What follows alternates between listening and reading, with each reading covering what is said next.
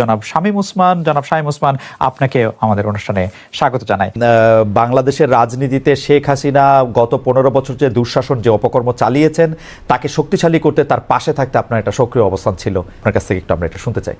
ভারতে পলাতক আছেন মাননীয় প্রধানমন্ত্রী শেখ হাসিনা, এবং আমি বিষয়টাকে আগের থেকে আজ করছিলাম যে এরকম কিছু একটা ঘটনা ঘটতে পারে।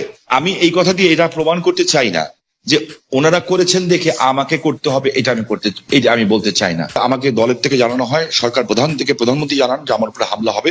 ইট ইজ ট্রু যে আমাকে দেশ ছেড়ে যেতে হয়েছে, এবং আমি যে দেশ ছেড়ে গেছি সেটা জাতির পিতার কন্যা মাননীয় প্রধানমন্ত্রীর একবার না কয়েকবারের নির্দেশের পরিপ্রেক্ষিতে। আমি আমাদের সজীব ওদের জয় একটা ফেসবুকে, এই যে আমেরিকা গত 2 দিন আগে একটা স্ট্যাটাস দিয়েছেন, 3-4 দিন আগে, দত্তপক ইউনুস শান্তির জন্য নোবেল পুরস্কার দেওয়া হয়, যাদেরকে আমরা শ্রদ্ধা করি এবং সারা জীবন করবো। ট্রু যে এরা অনেক ভালো কাজ করেছে, এবং আমি নিজেও চাই যে ভোটের অধিকার হোক। আমি কোনো ধরনের হত্যাকাণ্ডকে আমি সমর্থন করি না, এবং করা উচিত না, তাহলে আমি মানুষ হিসেবেই গণ্য হব না। আমরা কি শুধু নেগেটিভ কথা বলবো, পজিটিভ কথা বলবো না? 800 কোটি মানুষও যদি চায় একজন মৃত মানুষকে জাগিয়ে তুলবে, তা তো জাগিয়ে তুলতে পারবে না, তাই না? তো একজন মানুষকে আমি গুম করে দিব, খুন করে দিব, এই বিষয়টাকে আমি একজন মানুষ হিসাবে, আমি যদি মৃত্যু হয়ে যায় আমার, আমি কোনোদিন এটাকে সাপোর্ট করব না। এবং অতীতে কে কি করেছে সেই জন্য আমাকে একই পথে চলতে হবে, আমি সেটাকেও মনে করি না। এদের দ্বারা অনেক সব শ্রেণী পেশার মানুষের মধ্যে ভালো খারাপ আছে, আমরা কি এই কথা বলতে পারি না? ইয়েস, আমি বলছি না যে Awami League is a only perfect party in the whole world কিংবা ইন বাংলাদেশ। আপনি আমার মনের কষ্ট বুঝবেন। আমার 20 জন লোক মারা গেছে, আমার এই পা পঙ্গু হয়ে গেছে, আমি চেয়ারে বসে নামাজ পড়তে হয়, আমার বাঁ পাটা উড়ে গেছিল, ঠিক আছে? সেইখানে আমার সরকারের ক্ষমতার সময় না যে চার্জশিট দেওয়া হয়েছে, সেই চার্জশিটে আমি যে সাক্ষ্য দিয়েছি, সিআইডির যে অ্যাডিশনাল এসপি, সে আমার সাক্ষী বদলি দিয়েছে। আপনি নিজেও লয়ার ছাত্র, আমিও লয়ার ছাত্র, আমি বলেছি this is not my witness. আমি চাই না যে একটা ছাত্র সারা বছর লেখাপড়া করলো, সেও পরীক্ষায় পাশ করলো, আরেকজন পড়ালেখা করলো না, সেও পাশ করলো, এটা আমি চাই না। দেখেন, আমি মার্কিন যুক্তরাষ্ট্রের মতো একটা রাষ্ট্রকে আন্ডারমাইন করার কোনো কারণ থাকতে পারে না, কারণ পৃথিবীর মধ্যে এটা অবভিয়াসলি একটা শক্তিধর দেশ না, একটা গণতান্ত্রিক রাষ্ট্র বলা যায়। যে আমার কাছে না কিছু মাঝে মাঝে অবাক লাগে যে মানুষের চরিত্রটা দেখতে, পৃথিবীর সব দেশের চরিত্র দেখতে ভালো লাগে। আমার কাছে মাঝে মাঝে আশ্চর্য হই যে আমরা কত রঙের মানুষ, যে আমরা আর কত নেগেটিভ কথা বলবো। আমরা পরে যখন আবার আপনার কাছে আসবো, বিএনপির সাথে বর্তমান আপনার সম্পর্ক এবং সেইটা নিয়ে আমরা কথা বলবো, তার আগে আমরা একটু জনাব আন্দালিব রহমান পার্থের সাথে আমরা একটু কথা বলতে চাই। জনাব আন্দালিব রহমান পার্থ, আপনি একজন রাজনীতিবিদ হলো, আমি আপনাকে খুব রেট করি একজন রাজনৈতিক বিশ্লেষক হিসেবেও, যে মানে যেহেতু আপনি টক শোতে প্রচুর আপনাকে কথা বলতে হয়, অনেক প্রশ্নের জবাব দিতে হয়, এবং অনেক ক্ষেত্রে আপনাকে বিভিন্ন ভবিষ্যতে কথা বলতে হয়, এবং এর অনেকগুলি, আমার স্বীকার করতে দ্বিধা নেই, অনেকগুলি মিলেও যায়। আমি এই জন্য আপনাকে একটু ফরওয়ার্ড লুকিং প্রশ্ন করতে চাই যে গত কয়েক বছর ধরে জনাব তারেক রহমানই আসলে বিএনপির হাল ধরে আছেন। বেগম খালেদা জিয়া চিকিৎসার জন্য লন্ডন গেলেন, শেখ হাসিনা জনরোষে বাংলাদেশ থেকে বিতাড়িত।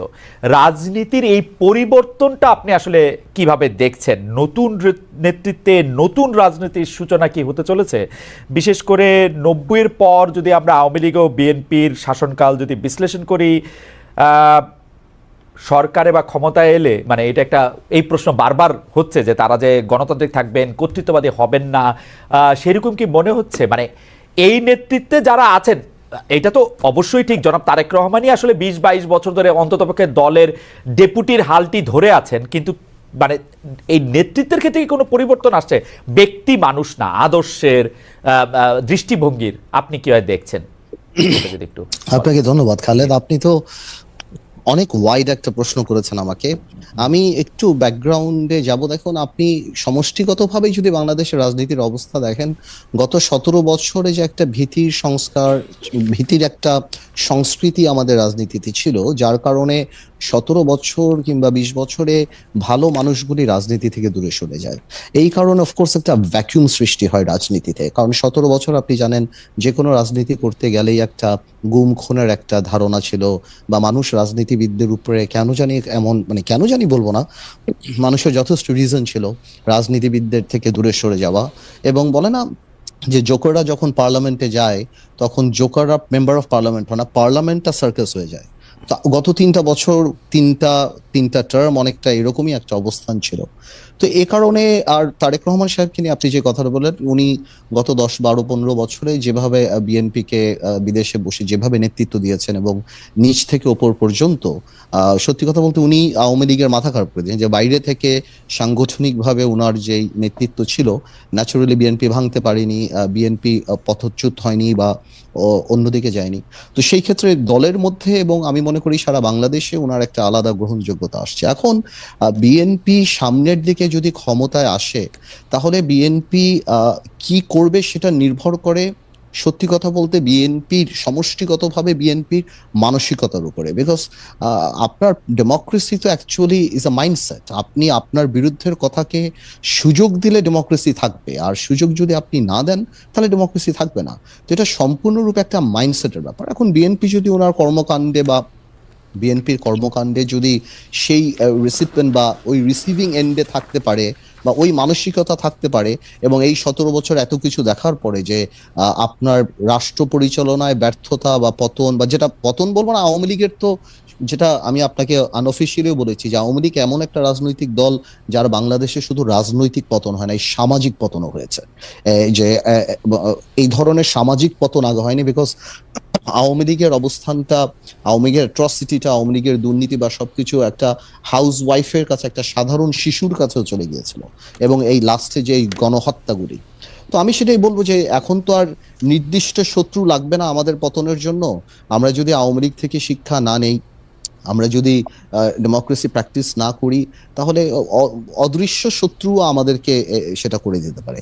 তো আমার মনে হয় ভবিষ্যৎ তো আর আমি বলতে পারবো না, এটা ইস্যুর উপর নির্ভর করে। আর আজকে পর্যন্ত আমি আমার জায়গা থেকে বিএনপির সাথে যতখানি কথা বলেছি, যতখানি রাজনীতি করছি, আমি যথেষ্ট অ্যাকোমোডেটিভ। এবং আপনি যদি ইদানিংও দেখেন বিএনপির 31 দফা থেকে আরম্ভ করে অন্য সবকিছু, বিএনপি আমাদের সবার সাথেই কথা বলছে, সবার কাছ থেকে ড্রাফট নিচ্ছে, সবার কাছ থেকে উপদেশ নিচ্ছে, তারপর ওনারা এটা বাস্তবে আসছে। তো আমি যথেষ্ট অ্যাকোমোডেটিভ নেচার বিএনপির দেখতে পাচ্ছি। সো ইনশাল্লাহ আমি প্রোগ্রেসিভ থিঙ্কিং, আমি মনে করি আর খারাপ কি হবে, ইনশাল্লাহ ভালোই হবে।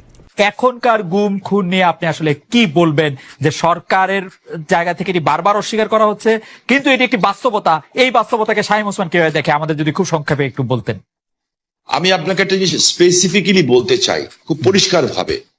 আমি একজন হিউম্যান বিং হিসাবে আমি কোনো ধরনের হত্যাকাণ্ডকে আমি সমর্থন করি না, এবং করা উচিত তাহলে আমি মানুষ হিসেবেই গণ্য হব না।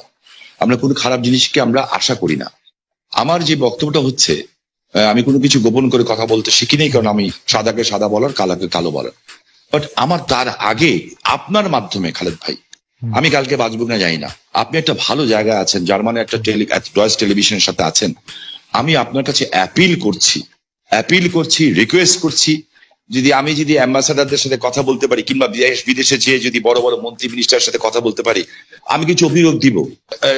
নারায়ণগঞ্জে 7 মার্ডার হলো, আমি কিন্তু উইদিন 45 মিনিটসের মধ্যে, 45 মিনিটের মধ্যে দেশের সর্বোচ্চ জায়গায় আমি এই খবরটা পৌঁছে দেই, কারণ আমার কাছে খবর এসেছিল যে এই ঘটনা র্যাব দ্বারা সংঘটিত হয়েছে, র্যাবের কিছু মানুষ দ্বারা সংঘটিত হয়েছে, এই মেজর আরিফ সহ এরকম যারা আছে।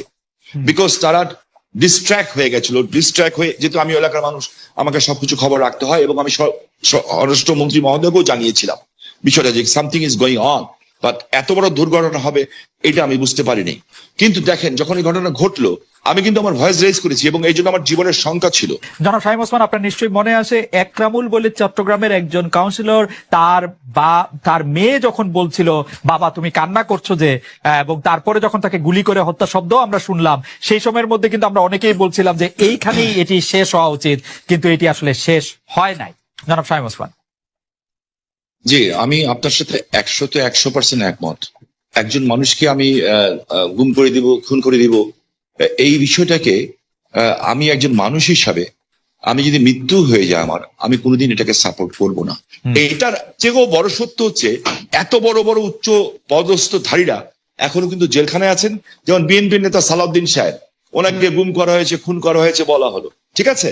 তো বিএনপি নেতা সালাউদ্দিন সাহেবকে তো পাওয়া গেল ভারতে। আমার চোখের সামনে যখন নারায়ণগঞ্জে একটা পরিবার আগুন দিয়ে বাসে পুড়িয়ে মেরে ফেলা হলো, আমার চোখের সামনে নারায়ণগঞ্জের যাত্রাবাড়িতে বাসে শুয়েছিল ড্রাইভার আর কন্ট্রাক্টর, তাকে আগুন দিয়ে পুড়িয়ে মানে হলো। ওস্তাদকে মাথা দিয়ে যে কন্ট্রাক্টর পুড়িয়ে ফেলো, 85 জন মানুষকে পুড়িয়ে ছাই করে দেওয়া হলো।